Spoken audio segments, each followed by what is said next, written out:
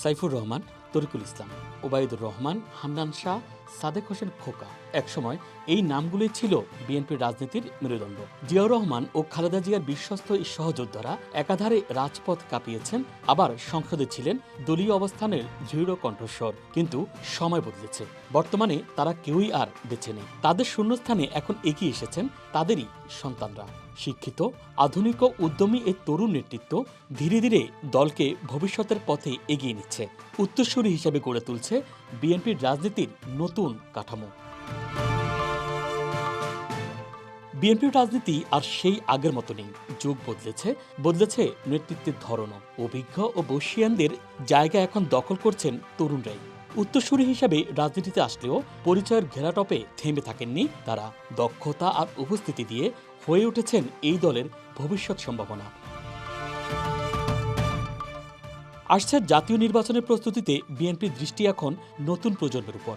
রাষ্ট্র সংস্কার, আধুনিকতা আর বিজ্ঞানভিত্তিক চিন্তাধারাকে প্রাধান্য দিয়ে দল পুনর্গঠনের নেতৃত্বে আছেন তারেক রহমান। তার পরিকল্পনাতেই উঠে আসছেন উচ্চশিক্ষিত, সচেতন ও ক্লিন ইমেজধারী তরুণ নেতারা।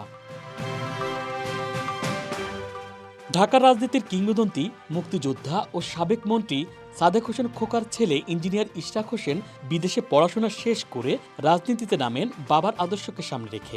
বিএনপির হয়ে মেয়র পদে নির্বাচন করে জনগণের নজর কাড়েন তিনি।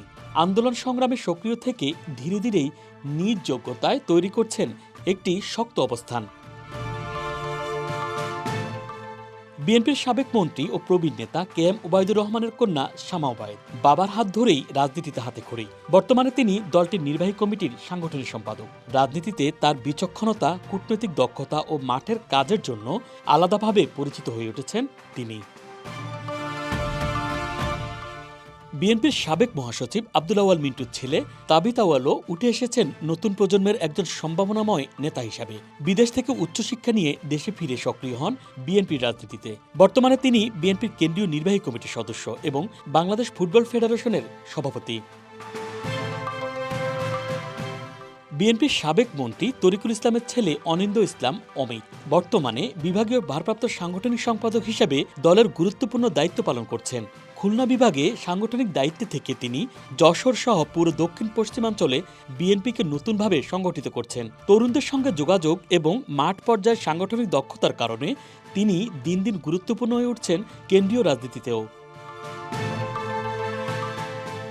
এছাড়া রাজনীতিতে উত্তীমুখ হিসাবে উঠে এসেছেন আমির খসরু মাহমুদ চৌধুরীর ছেলে, বিএনপির পররাষ্ট্র কমিটির সদস্য ইসরাফিল খসরু মাহমুদ চৌধুরী, আব্দুল্লাহ নোমানের ছেলে সাইদ আল নোমান, গিয়াসউদ্দিন কাদের চৌধুরীর সন্তান সামির কাদের চৌধুরী, গোলাম আকবর খন্দকারের ছেলে ব্যারিস্টার তারেক আকবর খন্দকার।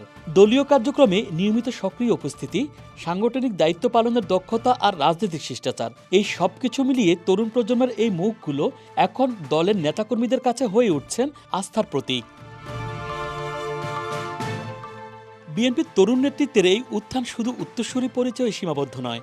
অনেকে মাঠের রাজনীতি, কূটনৈতিক সম্পর্ক এবং সাংগঠনিক কাজে প্রমাণ করেছেন নিজস্ব দক্ষতা।